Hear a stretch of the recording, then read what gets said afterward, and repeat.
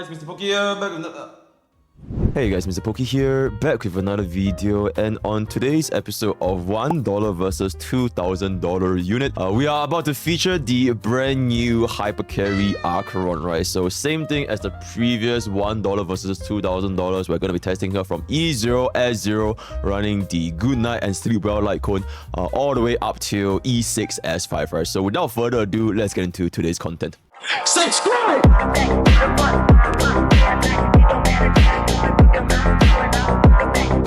Alright, chat, so to keep this as relatable as possible, I will be using a full 4-star team that pretty much there's absolutely no 5-star with the exception of Acheron to kind of get a gauge of what's going on. And also it's good for us because unfortunately Z3's account over here, every single one of his units is E6 S5, so it's actually kind of good that Acheron can in fact work with our 4-star variants. I'm not sure if you have seen my guide video, the CN unit analysis. Your editor can add this in over here, CN unit guide analysis, that Acheron can in fact achieve a 1 cycle clear on Yanqing running a Pella, Fire MC and Gui Naifen, right? E0, S0 running all these units. So I would say hopefully players can dispel the misconception that Acheron is not a free-to-play friendly unit. I in fact think this is quite the contrary, because now she can make use of units that you would otherwise not use. So now because all of your Harmony supports, your Ranmei, your Tingyun, your Bronya, your Huan, your all that kind of stuff, they want to go to the other team. Now you can open up your second team and give it to Acheron, and she can still perform very, very well. Not to say this is her best in slot, but it is to say she can make use of a sub-optimal team and still perform with quite satisfactory results. That is the point I'm getting at. A little note to keep in mind is that Acheron, she does have a much stricter relic requirement compared to, for example, Jingliu. I think Jingliu and Acheron is one of the biggest comparisons that people are comparing them with, because one is like the strongest hyper carry of all time, and this is like the strongest DPS hyper carry. Sorry, my throat is dying. The strongest hyper carry as of the modern day, right? One issue that new players, I'm talking about new players, may have Acheron is that it might be quite difficult to obtain crit ratios such like this. 3k 70 200 is extremely strong, considering that we are only running a Good Night Sleep Well. And speaking about Good Night Sleep Well, if you do not get a Essential Icon and if you do not have a single copy of Good Night Sleep Well, then genuinely there's not a lot of options of Nihility Icon that Acheron can use, because every single one of the other Nihility Icons, they either work with DOT units or they work with break effect units, right? Or they are just supports like resolutions Icon. But the moment you get somewhat of a moderate looking build going, Acheron can definitely be a valuable addition to your team for the rest of your time in honkaistarrail. It's just that at the start, it can be a little bit more difficult to get going as compared to Jingliu, which pretty much only requires you to, let's give her a little bit more, like 20% more crit rate, and then just slap on like as much crit damage you can, and Jingliu can work, right? So that is gonna be that for Acheron, a little bit of a note. And without further ado, let's just jump straight into her performance, running a E0 S0 team comp, running Pella, Fire MC and Gui Naifen, right? So our testing is going to be against Japart. The reason why we're using Japart instead of Yanqing is because number one, we don't want the DOT throttle to affect our testings. This specific blessing over here, it removes less variability, especially when we're using Gui Naifen, which can, I guess, kind of benefit from the DOT as well. So just trying to move a little bit of variable. Secondly, Japart is weak to lightning, right? And the second half, we do have our lightning rest from one of the enemies at the start. So I just want to make this a thing a little bit not that difficult for our lives, right? So without further ado, let's just begin. As a start, we always start off with this. Personally, I do prefer, it depends on you. If you want to let Pella out on the very first wave, then you have to start with Pella's technique. But if you don't care about Pella's out in the very first wave, in the very first turn, sorry, then you can actually start with Acheron's technique. Because if you start with Acheron's technique, she does gain 2 separate bursts from wave 1 and wave 2. So it really depends on you. For me personally, you know what, since we are not even going for a 0 cycle, I'm just going to go with this for a little bit more consistency. Now, notice how I intentionally place my Fire Trailblazer in the middle. The reason why I want to do that is because I want Fire Trailblazer to get hit as much as possible from AoE and all that kind of stuff. So whenever Fire Trailblazer gets hit, he does gain a stack and provides a debuff because of this very, very unique light cone known as Trend of Universal Market, right? This is an extremely potent light cone that pretty much makes any preservation unit work extremely well with Acheron, like I mentioned in my CN unit analysis, which I guess is also another point that new players may face a difficulty with, which is you probably won't be able to get this since this is a gacha light cone. Yeah, something to keep in mind. Right? I'm just gonna go ahead and not yap too much.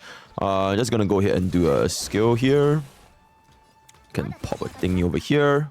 Ideally, you don't want to not taunt, but since we did start off with Queen Offense and we use our skill here, okay, I'm just gonna go ahead and do this. Okay, this is actually perfect for us because now that we do this, Automatron is gonna be at 66%. He's just gonna start this.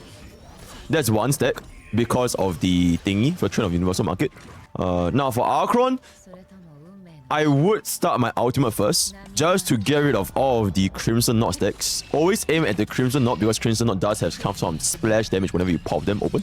369,000 damage at E0 S0, complete free to play 4-star team comp. But once again, like I said, the relics from this Acheron is extremely high quality, so something to keep in mind. I'm just gonna go ahead and pop this over here. Alright, fish will die, Queen Iphone, she can go ahead and I'm just gonna go ahead and auto attack. Note that for Queen Iphon's ultimate, she does in fact trigger Acheron's stack as well, because this is during her action turn, right? So if we were to pop an ultimate here, you can see that she will gain an extra stack. Incredible. For Pella, note that if the enemy has Ensnare, which he doesn't, which is very good. If they already have Ensnare, then it wouldn't apply. Then you wouldn't be able to get the extra turn. Hopefully he hits 5 MC. Alright, this is what it is. Yeah, we gotta reset a little bit. Okay, I guess we just have to play a little bit safe. Taunt. Okay. I'm just gonna pop this immediately. Then he's gonna pop this. Summons his goldfish. He's gonna hit this. We get... Okay. Chat, I'm not sure if you have noticed something, but we actually didn't manage to apply the burn because I think our Fire MC's effect hit rate is way too low. Yeah, 24.6%. Honestly, it's not even that bad because our trend at S5 is at 120% base chance. So you only really need 38%, 39% EHR to get 100% accuracy. So that was really unfortunate for us, but it is what it is, right? Like this happens. So just have to deal with it. Alright, I'm not gonna keep resetting because if not, we're just gonna be here for like 5 million years. So I'm just gonna play what I have.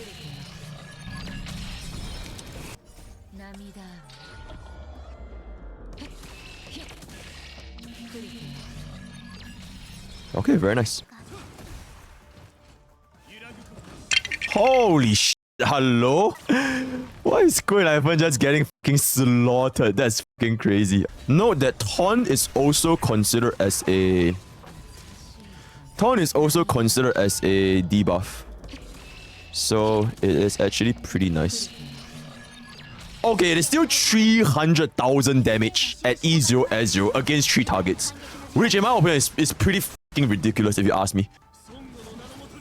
Alright, Queen Evan passed away. It is what it is because she just got absolutely obliterated. One bomb. Hopefully they still keep hitting my Fire MC. I guess a way to make this a little bit more consistent is to give my Fire MC a little bit more EHR so they can actually actively mark the debuff.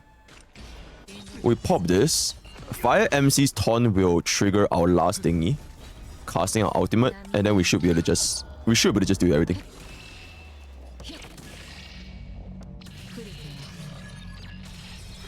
Okay, very clean. So that was a 3-cycle clear that I would admit it has a lot of room for optimization because our Fire MC, half the time the burn wasn't even applying and half the time Pella's thingy was also applying. Yeah, let me give Fire MC a little bit more of an EHR because there's a little bit scuff. In conclusion, I do think at E0 S0, Acheron is perfectly playable, but I just want to note that the investments is not going to be obtainable at day one, especially for free-to-play new players starting out, right? So don't expect this, but this is something that you can expect when you play the game for like a couple of months and you grind out your relics and eventually reach this stage. Just know that her light cone, her signature light cone, is not a must. She's completely fine without signature light cone. She's completely fine without Sail Wolf. She's completely fine without Black Swan. With your very 4-star, you're pretty much a 4-star team, right? So first I'll compare E0 S1 and then I'll compare E1 S0 just to see like the differences. In my guide, I have specifically mentioned the value for S1. It is not prominent if you don't get an additional ultimate. If you manage to get an additional ultimate from the amount of stacks you get from empty bubbles, then you can see the value go up by a lot higher. But if you just cast like the same number of outs, for example, with or without Signature Light Cone, you still cast like, I don't know, 4 outs in 3 turns, or 4 outs in 4 turns, then it's not worth it.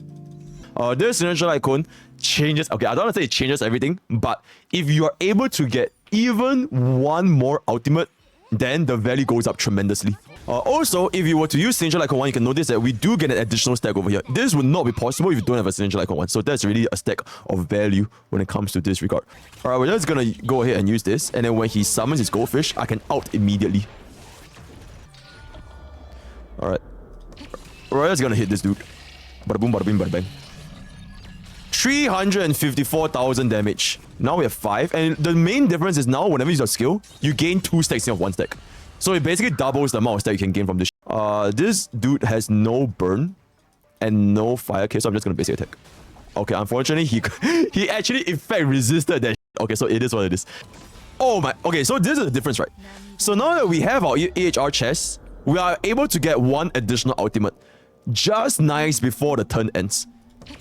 If you didn't have Acheron's signature icon, this would just simply not be possible. And instantly, we can see the result, the impact of this signature icon. We instantly just managed to get a 0 cycle from the additional stacks alone. I'm gonna go ahead and cast a AoE defense now. Should give us another stack. Very nice. Go ahead and Fern, pop this open, give us another stack. When we use our taunt, it's gonna give us another stack. And then when we use our Queen Heaven's ultimate, it's gonna give us another stack. So now we're already at 6 stacks. And then using the signature icon 1, we are gonna be at 8 stacks. Okay, unfortunately, he resisted the fucking trend of universal market again. So imagine if he didn't resist, we would have got our ultimate right here, which would have been crazy. But you know what? It's not that big of an impact because at the end of the day, we can still get our debuff up with our Pella signature icon. Pella skill, right? So boom, and we get ultimate. So you pop this open. Bada bing, bada boom, bada bang. 280,000 on 2 targets. We're gonna wait for him to go first. Holy shit. Okay, that was a little bit scary. Okay. So we're gonna pop 1 open. And if he hits Fire MC, we should get the ultimate. Okay, or we just straight up get it with Gwen Iphone. Please get it with Gwen iPhone. Please. Let's fucking go. There it is. And then we just bada bing, bada boom, bada bang. Alright, we just press space bar and everything's just gonna die. Insane. And with that, we miraculously shaved down from 3 cycles to 1 cycle. Once again, I do want to point out that clear speed, cycle speed, is not a final determinant of how strong or how weak a team comp or a unit is. But it does serve as a pretty decent benchmark, assuming all things bear equal. Of course, there's going to be RNG factors like whether you land your debuff, whether you land your thing, whether your units die, all that kind of stuff. But I just want to say, with Signature Icon, if you're able to consistently get ultimates earlier at specific junctures, it's gonna be quite valuable, right? E1 genuinely, I think I've mentioned before, it really doesn't do a lot of things because it's basically just an 18% crit rate increase. S1 is pretty much invaluable, and I don't really think we need to see this, but you know what, just for scientific purpose, we're just gonna see what happens here, right? Alright, at this point, I just want you to guys notice there is no difference with or without the signature light cone. Because your signature light cone effect, it only takes place during Acheron's turn. So with or without signature, she was gonna get this ultimate regardless, right? So in this point, you can't really see the value of the signature light cone yet. Oh, okay, chat, this is one thing you guys need to keep in mind. If resolution light cones and snare has already been applied, it cannot be applied again. It literally says in the light cone, when the enemies don't have ensnare. So in this scenario, you have to use your Pella skill in order to gain 1 more stack. You have to use your Pella skill to gain 1 more stack. So it is what it is. You just have to deal with it. Hopefully he hits Fire MC and we get another stack here so we can cast ultimate. There we go. And then we're just gonna pop, pop, pop. Okay. Unfortunately, we did get a little bit of unlucky unless we kill here. Okay, okay, that was pretty much almost a 0 cycle. Okay. Holy shit. Okay, chat, if Acheron dies here, then that's beyond my control. Things are beyond my control if Acheron dies here. I'll just keep it a buck. So now we just let it rip. We just let it rip. Insane. I want to keep taunting because if I don't taunt, there's a chance that Acheron might just die. Okay, but then again, Japa is gonna cast his ultimate. I think Acheron is pretty much dead at this point. Oh, we can just try. But I think at this point, Acheron is pretty much just dead. Yeah, unfortunately. Yeah, this guy's cast ultimate. Acheron is just gonna die. Alright, it is what it is. Nah, okay, we're just gonna move on. It's just gonna be the exact same shit anyway. It's just gonna be... Alright, we move on. Alright.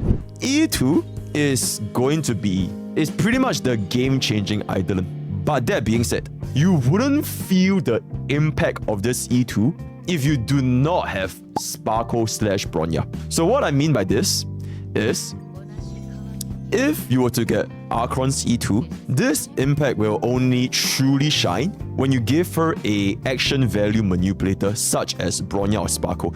If you don't have a Harmony support that can enable this, which means that she still moves the same number of turns. So for example, if I were to use this comp and I were to swap out, like, I don't know, if I were to swap out Queen F for Yukong, you'll notice that this team doesn't make use of Acheron's E2. Because Yukong is unable to give Acheron additional action value or additional speed to make her move faster, and therefore fully abuse the secondary effect, which is every single time Acheron's turn starts, you gain 1 additional stack of stash streams. I would say, even though E2 looks really, really strong, there's 2 things that players need to keep in mind before getting the E2. Number 1, if you do not have Bronya and you do not have Sparkle, especially as a new player, there is really no need to rush for Acheron's E2 because you wouldn't even feel the difference that much. You might feel a slight difference since Acheron does gain an additional stack, so that's always going to make a difference, but it won't be as much as compared to a team comp running Bronya / Sparkle compared to other Harmony supports such as like Hanya, Yukong, or Ting Yun, which completely just does not work with Acheron. So that's the point number 1. Point number 2. In the future, if MiHoYo were to release even more like stronger nihility units, then players might not find the need to slot in a Harmony sustain with Acheron. Right now, Harmony sustain, especially the limited Harmony sustain like Runmei, Sparkle, they are really, really good, which kind of makes nihility look very pale. It pales in comparison, right? Because the only 5-star nihility we have that's considered as a support is Silver Wolf, and Pella, it just doesn't really compare as compared to like Runmei or Sparkle. So that's the reason why E2 seems very enticing now. But in the future, if MiHoYo were to release even more stronger and stronger nihility unit, and just straight up would give Acheron like a 2 nihility plus Acheron plus a sustain team comp, then you would not need the Harmony that much, is the point I'm trying to get.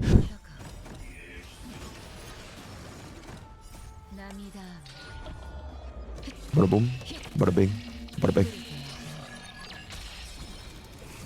You can see that the damage legitimately does not change whatsoever. Just now, when we had more crits with Good Night Sleep at E1, S1, we literally did 360,000 damage. And from that hit alone, we only did 310,000 damage. So the E2 legitimately, in terms of like damage per screenshot, you wouldn't feel a thing.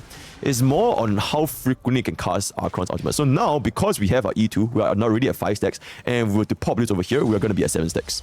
So if Pella were to use her skill over here, we are going to be able to get the 9 stacks. But we're not going to use our skill because as long as he hits Fire MC, then we can get the burn, and then Acheron can just cast ultimate. So we're just going to save a little bit. Unfortunately, he didn't hit Fire MC.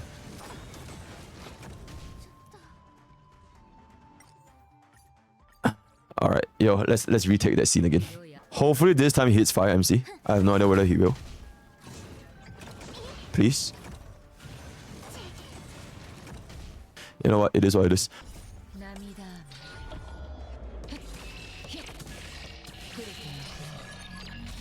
1,000. Okay. 0 cycle. Very nice. Hopefully Japar doesn't just smack my Pella to death. That'll be very, very bad. That's good. If you don't want to deal with this RNG factor and you just want to have a smooth and comfortable playing experience, then I would recommend changing out Fire MC for Japar or even Fusion as a matter of fact. Holy shit, this is not good. Oh my god, must we actually restart again?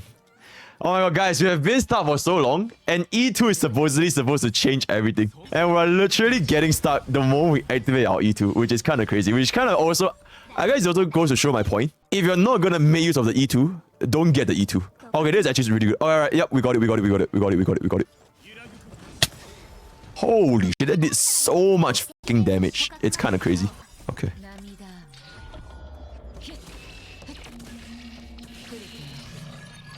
Okay, very nice.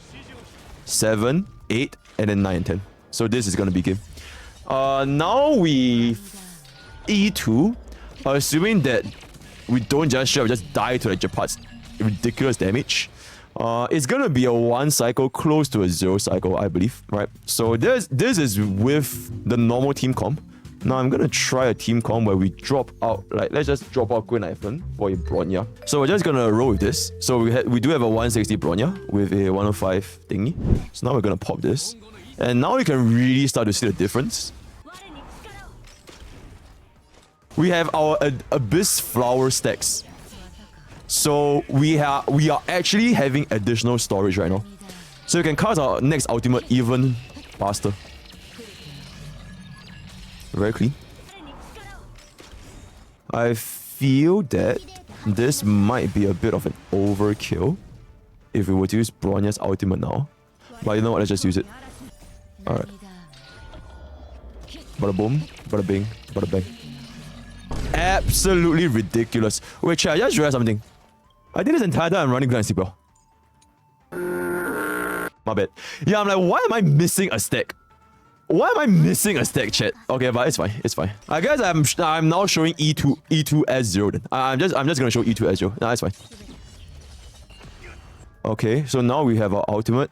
I don't want to use my ultimate now because I want to sync it up with Bronya. So if I can sync it up with Bronya, we're gonna deal way more damage. So this ultimate should pretty much just one-shot everything. Bada bing, bada boom, bada bang, and boom. So absolutely ridiculous damage. Okay, now I will showcase E2S1. Alright, time to stop digging around. My bad, my bad, my bad. Okay. So we are gonna basic attack. 7. 8. And we instantly have our ultimate here. But I don't want to cast my ultimate because I want to wait for the taunt. Okay. Boom, boom, boom, boom. 546,000 from 386,000. But keep in mind, this is of course with 5 targets, so it might be a little bit biased here. The damage that we're dealing right now is so bloody high that we don't even need to use Pala's ultimate to get rid of them, in my opinion. We can sure just do this. And you can see that we are already at 9 stacks again. So that is the power of E2S1 plus the support. So we're literally at 9 stacks. So the moment we do this, we're just gonna cast our ultimate and everything's just gonna die. Boom, boom, boom, boom, boom. And boom. That's fine. We'll hit this. 8. Hopefully we got a skill point. Very nice. So now we're 9. I'm just gonna go ahead and cast my ultimate right now. So that when I use my skill, I can stack on even more Crimson Knots. So boom, boom, boom, boom. Holy shit. Yeah, it's just absolutely overkill at this point. So, yep. Ridiculous Eidolon 2. But it is only truly ridiculous if you can pair her up with either Bronya or Sparkle. If you do not have Bronya or Sparkle, you really can't make use of either Eidolon 2 very effectively, is what I would mean, right? Okay, so that's basically that for Eidolon 2. I feel like this video is dragging on like very long at this point. I'm just gonna open up Eidolon 3. Eidolon 4, I'm not gonna demonstrate. Essentially what this does is that it increases the ultimate damage they take, but unfortunately, because it is when an enemy enters combat, we are not going to gain an additional stack, right? We're not going to gain an additional stack of stair streams. So I'll just demonstrate very quickly what happens if we were to use this, right? So now that we have E4, theoretically speaking, if we were to enter the battle right now, we should gain an additional stack of stair streams, right? So I'm just going to hit it once.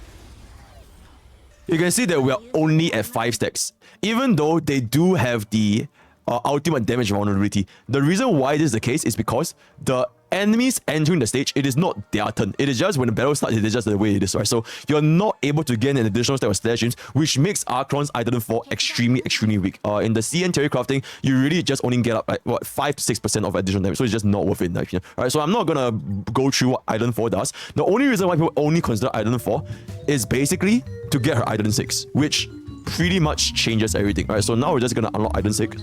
Yeah, so this basically makes Eidolon have Acheron, have absolutely no weakness. So we're just gonna go ahead and use the team comp from now on. Keep in mind, this is with the weakened effect from the Automatron as well. We're literally under the weakened effect. Absolutely ridiculous. Absolutely ridiculous. Okay, we just have to use the ultimate. Okay, it's a little bit of a waste, but it is what it is. It's a little bit of a waste, but it is what it is. It doesn't really matter that much for us. You know why? Because we're just gonna get our ultimate back up like almost instantly, which is crazy. So from here onwards, we're just gonna cast our ultimate and deal ridiculous amounts of damage. It's complete overkill. 900,000 in 2 targets. It's just complete overkill, right? So, yeah. I guess just to wrap everything up, we're just gonna do the final test, which is Acheron with E6S5. You know what? I'm just gonna do it with the fully decked out OP Giga Chat broken team, because nobody in their right, man, Nobody in the right mind would E6 S5 and then just still run a free-to-play comp. Let's just do Sam. Let's just do Sam, right? I'll very quickly brief through this. Your editors cut this part out. Alright, so now we're just gonna have a little bit of fun with Sam. Full E6 S5 Acheron. We're just gonna start with Palace technique so that we can cast our defense on the very first turn. Now, I want you guys to remember this point, which is quite important. Doesn't matter if you're E6, doesn't matter if you're E0, which is if you are gonna be running Sparkle and Bronya, okay, I guess it's only for E2 Achrons and above. The similar function is you don't want to cast your ultimate here. You want to stack up your skill, because once you stack up your skill, you can actually wait for Bronya's skill to buff our ultimate. So we just use a skill here, which is insane. Now if we were to do this and we cast our ultimate here, you can see that the buff she gains is inclusive of Sparkle's Dream Diver, because the turn hasn't expired yet. Also, the Acheron's turn hasn't begun, so assuming that the enemies live through this, which they are not because this is E6 S5, you do still gain the additional Abyss Flower stack, right? So, bada boom. One hit, by the way.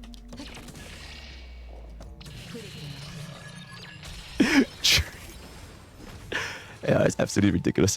Yeah, I don't really think there's much of it. This amount of damage just should not be a thing. It's very, very similar to E6 Doctor Ratio and E6 in between. It's just absolutely in ludicrous amounts of damage.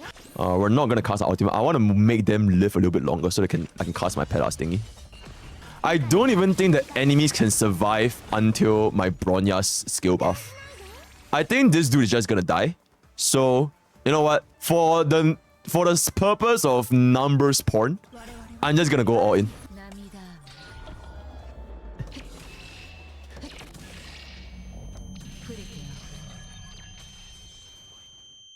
Two targets, by the way.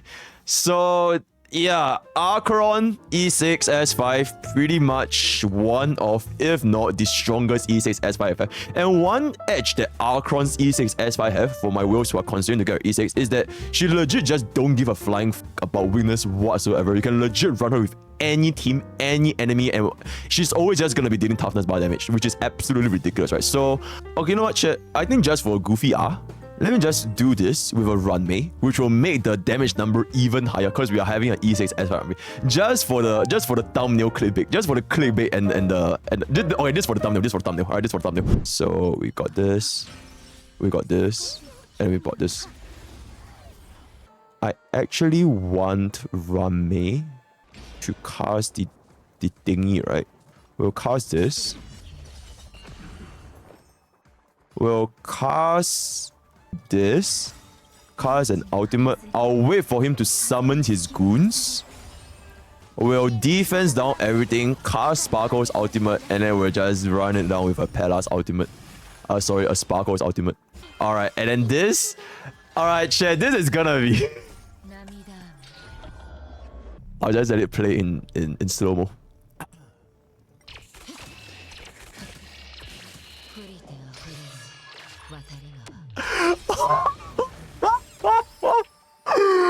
Oh my god. That is absolutely fucking ridiculous. Yeah, that's absolutely fucking ridiculous. Oh man.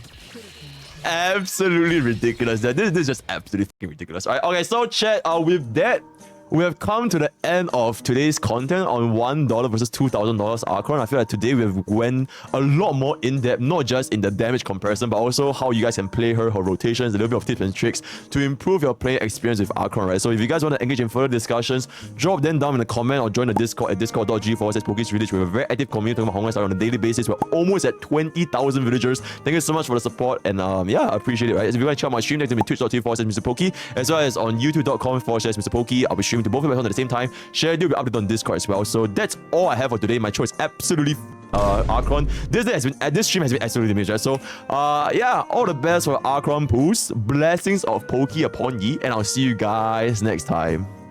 Take care. I genuinely cannot believe this shit. I genuinely cannot believe this shit. I genuinely cannot believe this shit, guys. Did I say how I genuinely cannot believe this shit? I genuinely cannot believe this shit, guys.